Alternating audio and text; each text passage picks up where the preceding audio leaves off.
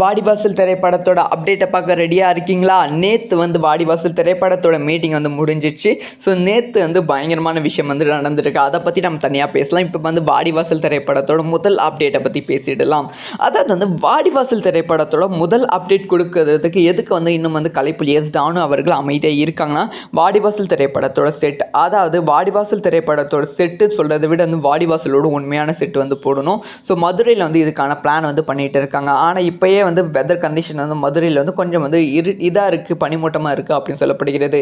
பனிமூட்டமாக இருக்க டைமில் வந்து செட்டு வந்து போட்டால் அந்த ஒரு செட்டு வந்து ஸ்ட்ராங்காக இருக்காது, லாங் டேர்மாக இருக்காது அப்படின்னு சொல்லப்படுகிறது. அதனால் வந்து இன்னும் கொஞ்சம் நாட்கள் வந்து வெயிட் பண்ணலாம் அப்படின்னு சொல்லி படக்குழு வந்து முடிவு பண்ணியிருக்காங்களாம். அதனால தான் வந்து இப்போ வரைக்குமே வந்து ஒரு அஃபிஷியல் அப்டேட் வந்து கொடுக்காம இருக்காங்க. ஸோ பிப்ரவரி 23 படத்துக்கான ஷூட்டிங் ஒர்க் வந்து ஸ்டார்ட் பண்ண போகிறாங்க. ஸோ அதுக்கு முன்பே வந்து பூஜை வந்து போடுவதற்கு பிளானில் வந்து இருக்காங்களாம். ஸோ பொங்கலுக்கு முன்னாடி நாள், அதாவது ஜனவரி 9 அப்படி இல்லைனா ஜனவரி 10 வந்து வாடிவாசல் திரைப்படத்தோட பயங்கரமான பூஜை வந்து சென்னையில் வந்து போடப்படுகிறது. அதுவும் பிரம்மாண்டமான பூஜையாக இருக்கும் அப்படின்னு சொல்லப்படுகிறது.